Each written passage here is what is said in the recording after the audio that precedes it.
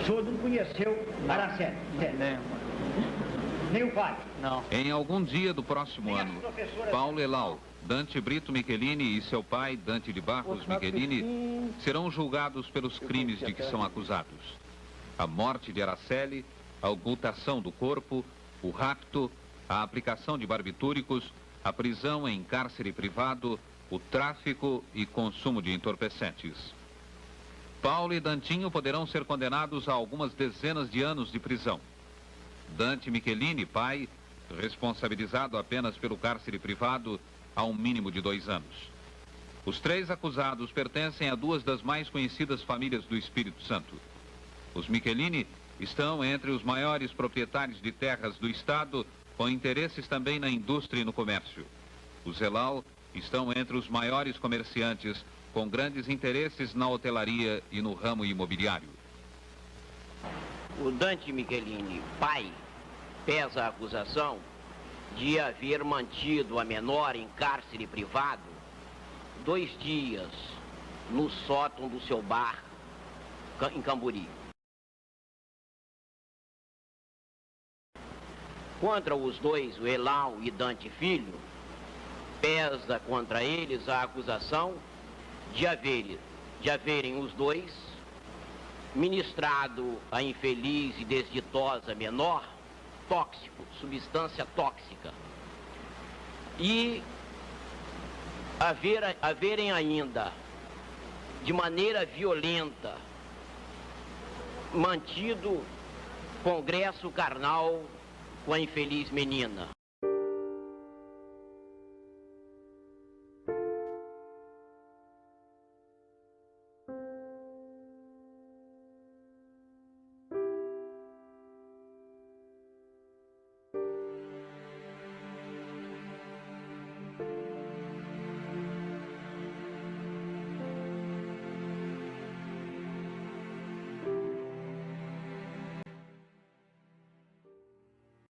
Doutor promotor de justiça em exercício aqui nesta vara, doutor Bomar Bermudes, ofereceu denúncia contra o senhor, contra Dante Brito Michelini e Dante de Barros Michelini, pelos seguintes fatos.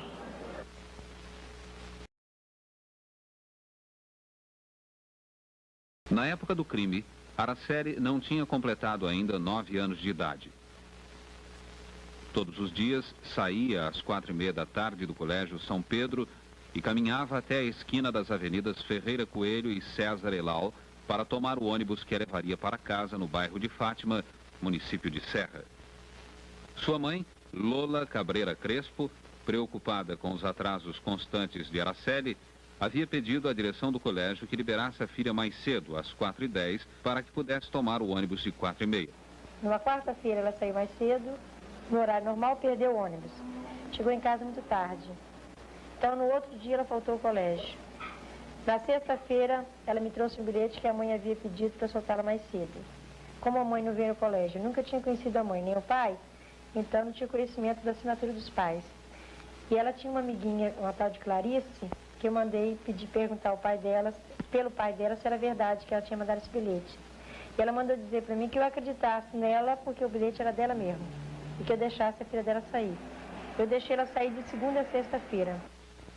18 de maio de 1973, a menina saiu do colégio às 4h10 e foi levada até o portão pela diretora. Às 4h30, estava sentada em uma cadeira do lado de fora do bar fronteiro ao ponto de ônibus. Quem a viu foi o menor Luciano Manuel Souza Vale, que contou tê-la avistado com um gatinho no colo. Luciano ainda gritou para que ela tomasse o ônibus, mas Araceli nem ao menos olhou. Só no outro dia, ou na segunda-feira, parece, que foram tomadas realmente as providências certas, porque se era sexta-feira, sábado e domingo, nada se pode fazer. Foi colocado o anúncio no jornal, levadas as fotografias.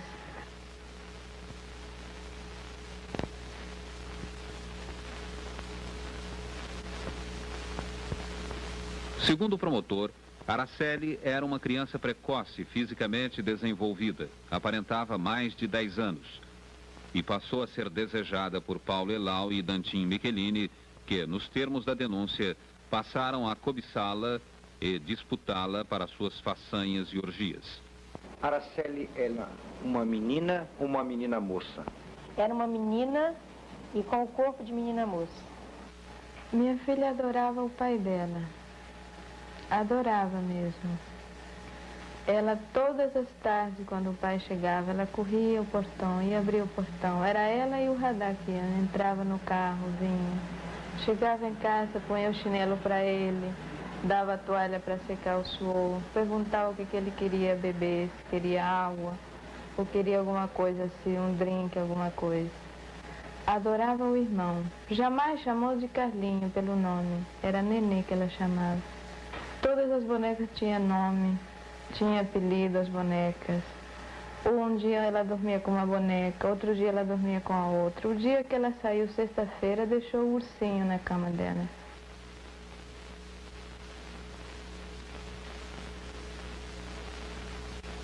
Dantinho e Paulo Elau frequentavam o bar da parada de ônibus, segundo depoimentos mencionados na denúncia. E Dantinho foi visto muitas vezes passando com um carro amarelo diante do colégio. Ambos são acusados pelo promotor de viciados e traficantes de tóxicos, com base nas declarações de 6 testemunhas. E os dois, afirma o promotor, arquitetaram um plano diabólico para possuí-la sexualmente, usando de todos os recursos, até mesmo sacrificá-la se fosse preciso. Já como parte desse plano, dias antes, assegura a denúncia, Paulo Elau mandara Marisley Fernandes Muniz, acusada de toxicomania e prostituição, entregar a Araceli um sorvete, com a recomendação de dizer que era um presente do tio Paulinho. Em outro dia, Marisley teria visto no Mustang branco de Paulo Elau uma boneca destinada a Araceli.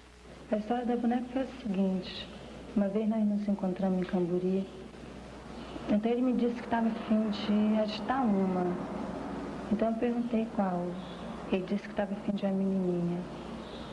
Então eu falei, que menininha? Ele falou assim, uma menininha, você está a fim de me dar a mão?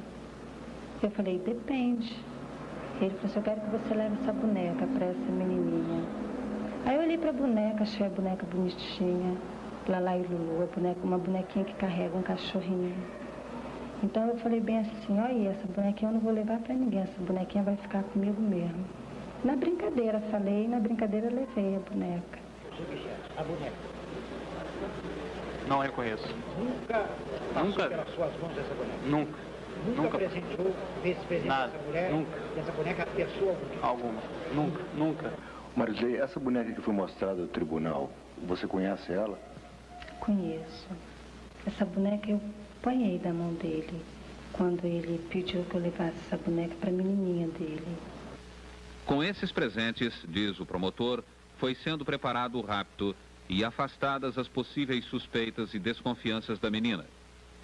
Um dos peritos que funcionaram no processo chega a sugerir a possibilidade de que os raptores houvessem acrescentado substâncias tóxicas aos sorvetes e doces oferecidos à menina. No dia 18 de maio, continua o promotor, Paulo Elau dirigiu-se para o ponto de ônibus em companhia de Marisley no Mustang branco. Marisley desceu e disse a Araceli que o tio Paulinho a chamava para levá-la em casa. Segundo Marisley, Araceli saiu correndo e entrou no carro. Os dois lhe disseram adeus. Mais tarde, no mesmo dia, Araceli foi vista por Almerinda dos Santos Pereira, cozinheira do bar franciscano, que pertence à família Michelini. Estava encostada na parede do bar, de uniforme, comendo pipoca. Nos 2 dias seguintes, afirmou Almerinda em seu depoimento, foram levados pratos de comida para o sótão ou para o terraço do bar, onde teria ficado Araceli. Você conhecia a dona Almerinda? Conhecia? O que ela fazia no bar franciscano? Ela era cozinheira, chefe. E ela prestou depoimentos dizendo que via dona Lola Araceli lá. Eu nunca vi nem Dona Lola, nem Araceli lá no bar franciscano.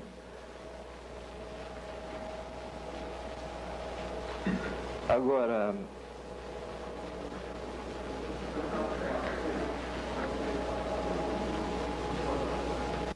Ela diz que a Araceli esteve lá no sótão durante vários dias. Bom, que ela que levava a comida para a Araceli. Certo. O sótão... Não, deixa eu interromper, que não é certo, não. Ela diz em um depoimento que ela levava, em outro depoimento ela diz que era uma moça chamada Tânia que levava. Não, mas são duas pessoas que levavam, segundo Dona Almerinda. E aí, então? Ela afirmou que viu a Araceli lá. Que levava... Não, ela disse que a Araceli estava lá. Ela disse que duas pessoas levavam. Ela disse, no seu primeiro depoimento, que Tânia levava, uma funcionária. E no seu segundo depoimento, ela já constatou que ela levava. Bom, porque ela descobriu que Tânia não estava no franciscano, não trabalhava no franciscano nessa época. E algum tempo depois, diz a cozinheira, ela mesma foi ameaçada por Dantinho Michelini. Segundo este, a polícia mataria Almerinda ou qualquer pessoa que fizesse algum comentário a respeito daqueles fatos. Almerinda assegura que em muitas ocasiões anteriores vira Paulo Elau e Dantinho juntos com grupos de rapazes ingerindo tóxicos. Depois saíam como doidos, fazendo com que o carro trepasse sobre as calçadas, quase desgovernado. Quando ela declara que com Paulo Elau, no interior do franciscano, fumando muito, e entrar no meu carro e sair feito um louco, trepando nas calçadas, onde ela trabalhava era na cozinha. Da cozinha não se havia visto o salão. Nesse salão, que era iluminado por luzes negras, era escuro. E que, quanto às calçadas que eu trepava, naquela época não existia em Camburi.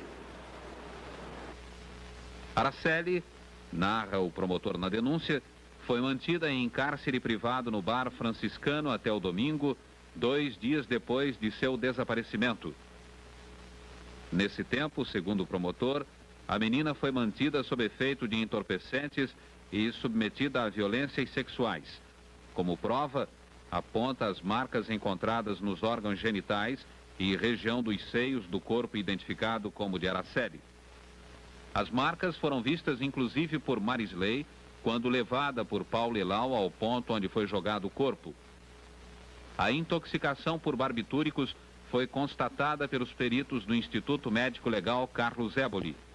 E estes sugerem ainda a possibilidade de outras violências, inclusive esganadura. Na denúncia, o promotor menciona referências que existem no processo ao fato de Araceli haver sido levada agonizante ao hospital infantil e à clínica Jesus Menino. Em seguida, o corpo da criança, já morta, teria sido levado para um prédio das proximidades. Mais tarde, quando surgiram queixas de mau cheiro, Paulo Elau e Dantinho Michelini, assegura o promotor, lançaram o corpo em um saco de tamanho grande, colocaram-no no porta-malas de um carro amarelo e o atiraram em um local ermo perto do hospital infantil.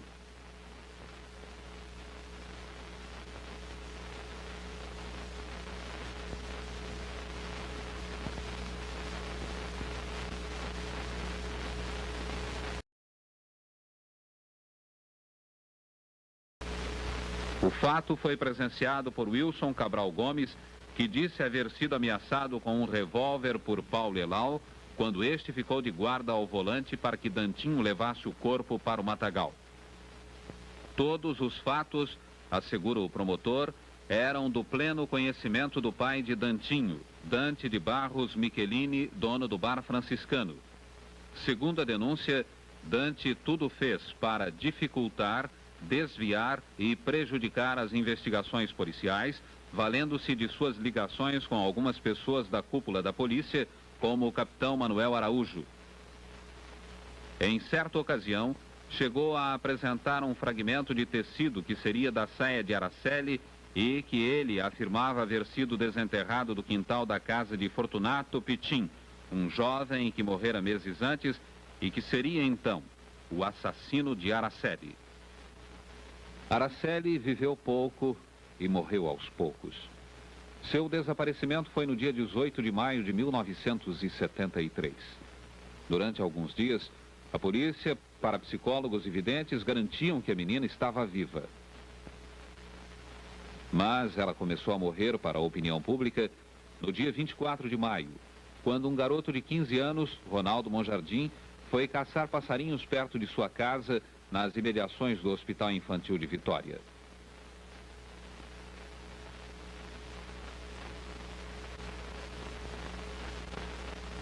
Eu vim caçar aqui em cima, passarinho. Aí vim um mau cheiro, eu vim no local ver o que era, entendeu? Aí achei o corpo da menina. O que você viu? Bom, de longe não estava dando para reconhecer. Eu cheguei mais perto, aí vi a mão dela e reconheci que era um corpo que estava aqui. Aí eu fui chamar o papai para ver. O que você disse pro teu pai? Falei que tinha... Eu achava que era um corpo que estava aqui em cima, uma pessoa morta. Então eu falei com ele na mesma da hora para nós irmos ver no local. Cheguei aqui no local e eu constatei que era o corpo de uma criança.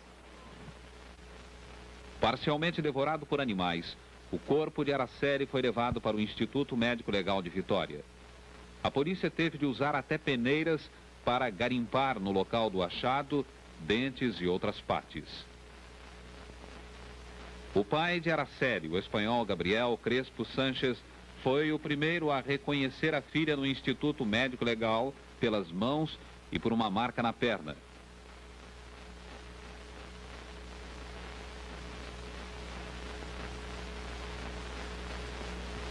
A mãe, a boliviana Lola Cabreira Sanches, insistia em que a filha estava viva.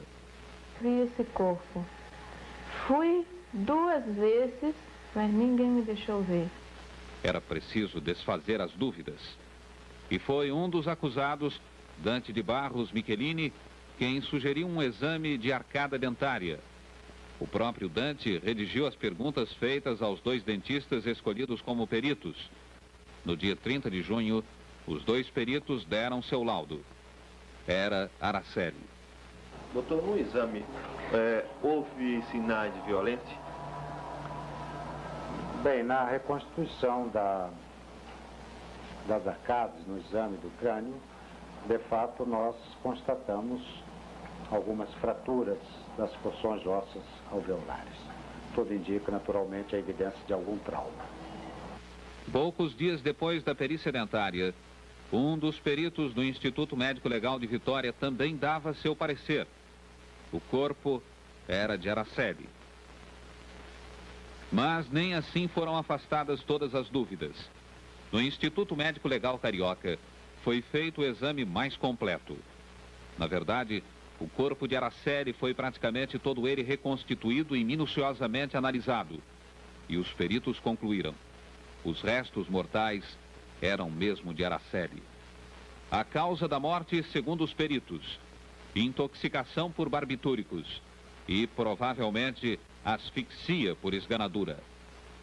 Também o Instituto de Criminalística de Brasília concluiu que eram de Araceli os cabelos encontrados com o corpo e que foram confrontados com cabelos retirados de sua escova. Essa conclusão foi anunciada pelo então superintendente da polícia, Gilberto Barros Faria, que prometeu uma bomba para os dias seguintes: a revelação do nome do assassino.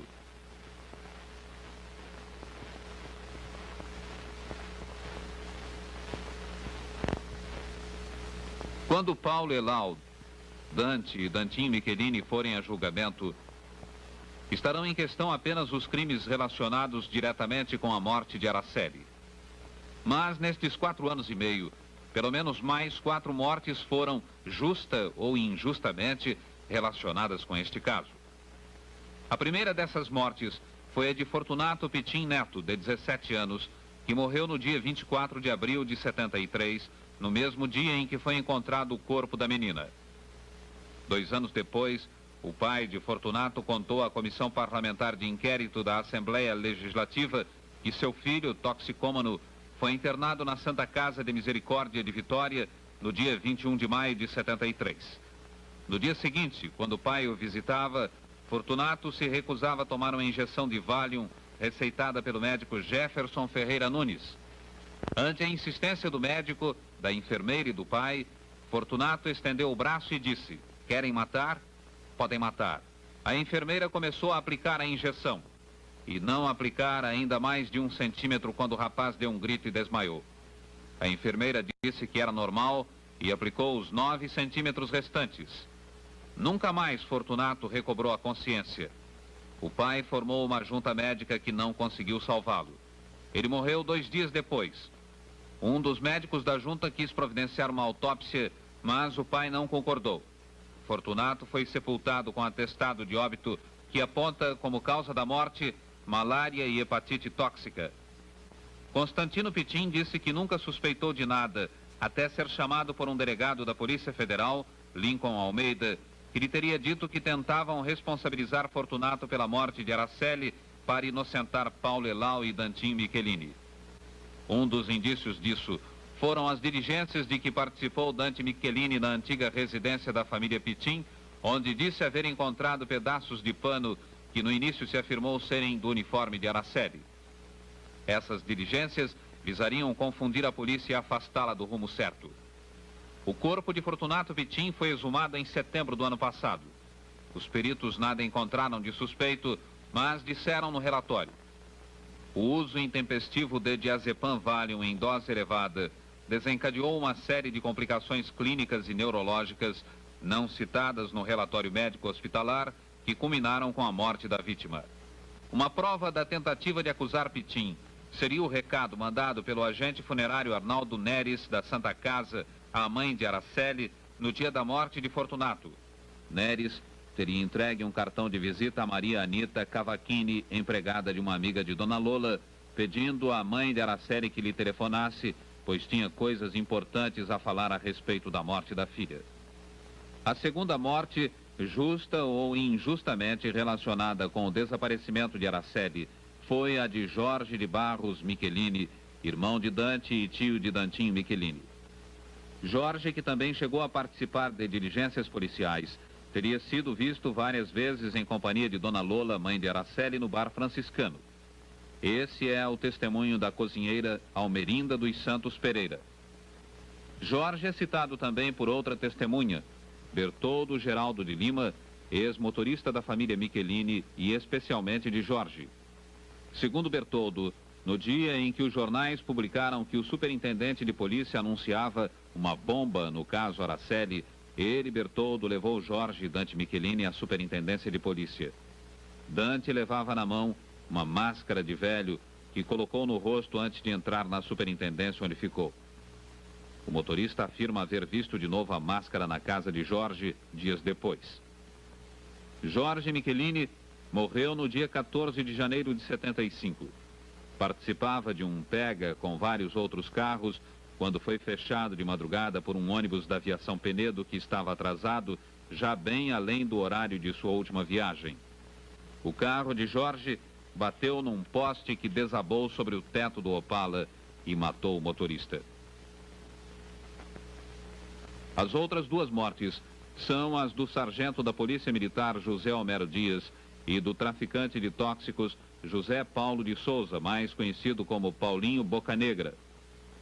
O sargento Homero, que era do serviço secreto da PM, participava das investigações sobre a morte de Araceli até o dia em que recebeu ordem para prender Bocanegra e outro marginal, Capetinha, na Ilha do Príncipe.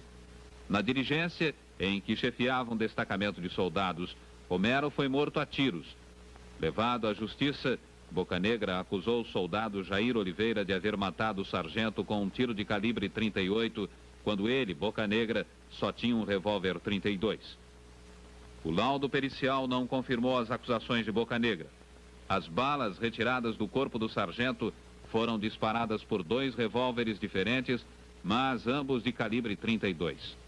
No decorrer do processo sobre a morte de Araceli, levantou-se a suspeita de que os projéteis levados a exame teriam sido trocados, mas nada foi provado conclusivamente. Quem matou seu marido?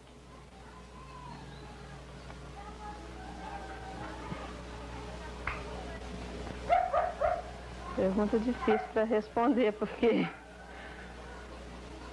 a gente deve falar muitas coisas que a gente vê, né? Entendeu? Mas O boato que dizem não é nenhum dos dois que já morreu. Quem são esses dois camaradas? Um dos boatos que dizem são os próprios colegas que estavam com ele na hora que eles foram cumprir a missão. Né? Ele morreu como? Ele foi prender o marginal enquanto havia 2 colegas nas costas dele. Uma bala foi pela frente? Não, foi com um tiro pelas costas. Dona Elza, ele comentava com a senhora alguma coisa sobre as investigações que ele estava fazendo? Não, ele às vezes chegava em casa assim, revoltado da criança ter desaparecido e que não aparecia devido ao curso criminoso, entendeu? Só achava assim, às vezes ele falava assim, pô, que aqui na terra o que mandava era o dinheiro. Ele fazia referência a pessoas de alta sociedade? Ele só dizia que tinha gente grande envolvida nisso. A senhora achava que ele já tinha descoberto os criminosos?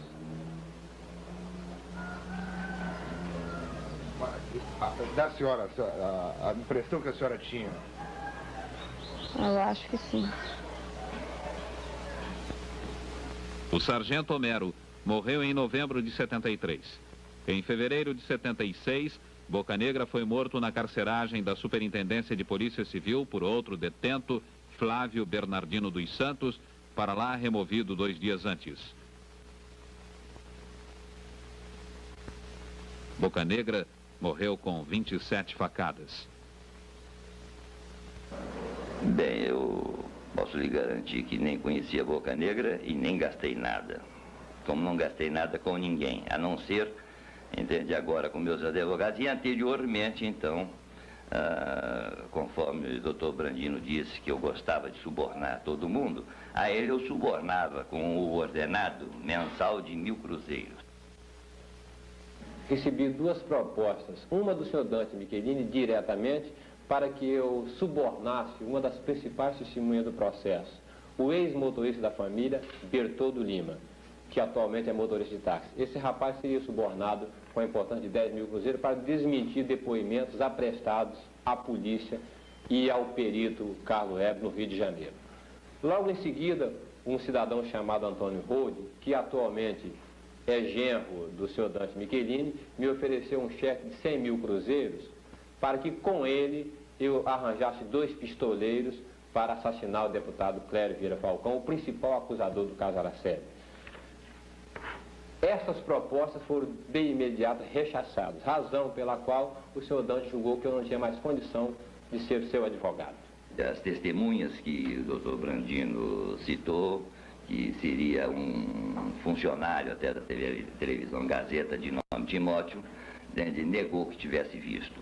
A pessoa que ele disse que teria feito a oferta, que é o senhor Antônio Rode, também negou que tivesse feito. De modo que eu acho que o senhor Brandino fala sozinho. Então, ameaças de morte eu tive várias. Fui ameaçado pelo telefone, recebi várias cartas anônimas. Então, a ponto de um cidadão, Cláudio Michelini, vir em minha casa para me matar de arma em punho, que o processo dele está correndo aqui pela delegacia da Serra, aqui na comarca da Serra. O meu advogado, doutor Hébito Montenegro, que esteve comigo desde o começo, está nessa luta para ele pagar pelo crime que ele cometeu. Arrombou a minha porta e a própria perícia da polícia constatou que foi arrombada a porta. O que acontecerá com Dante, Dantim Michelini e Paulo Elau? Dantim e Paulo foram mencionados como suspeitos pela primeira vez algum tempo depois da morte de Araceli em um jornal de Vitória. Mais tarde, o deputado Clério Falcão, do MDB, que passara da Câmara Municipal à Assembleia prometendo resolver o mistério da morte da menina, pediu a constituição de uma comissão parlamentar de inquérito para investigar a história. Dizia o deputado haver sido informado por um investigador de polícia, na presença de outro deputado, de que os assassinos eram Dantinho e Paulo. O parlamentar e o investigador desmentiram. Dois depoimentos que nós tivemos na CPI, para mim, foi concretizada a CPI, que foi o depoimento de Bertoldo e da enfermeira Ana. O ex-motorista Bertoldo, além de contar a história da máscara, relatou na CPI haver presenciado a avó de Dantinho passar mal ao tomar conhecimento da notícia de jornal sobre o envolvimento do neto. Teria presenciado também a reprimenda de Jorge Michelini a Dantinho por haver este contribuído para a doença da avó. Quanto à enfermeira Ana Maria, é uma forte testemunha contra Paulo Elau. Afirma havê-lo visto no hospital infantil com Marisley Muniz, que Paulo afirma não conhecer. Nunca tive com ele no hospital infantil. O depoimento mais importante, entretanto, parece ser o de Marisley Muniz, pelo menos o último depoimento no qual ela assegura estar falando a verdade, porque, na verdade, Marisley deu vários depoimentos acusando Paulo Elau, mas ao fim de cada um desmentiu tudo. Seu Paulo, o senhor conheceu Araceli Cabreira Sanches? Não, senhor. Que não conheceu a vítima? Marisley, você conheceu a Araceli? Conheci. Por intermédio do Paulo. Eu conheci a Araceli morta, né? Como é que foi esse dia? Como é que você chegou ao local? Eu estava em pé no portão lá de casa. Devia ser umas 10 e tanto já. Aí ele passou de carro, buzinou. Então eu reconheci, né, o carro, a buzina. Aí cheguei perto do carro, perguntei o que há. Então ele disse que queria falar comigo. Pediu que eu entrasse no carro e entrei. Aí nós fomos até o ponto final de Santo Chinês. Então chegando lá ele estava nervoso, muito agitado. Então eu perguntei, o que está vendo, rapaz? Ele falou, pô, eu fiz uma besteira. Então eu perguntei, que besteira? Aí ele perguntou se eu queria saber mesmo, eu disse que sim. Aí ele fez a curva, voltou. Nós fomos parar lá perto do hospital infantil. Então ele me levou para dentro de um matagal. E lá dentro ele estava com a lanterna na mão.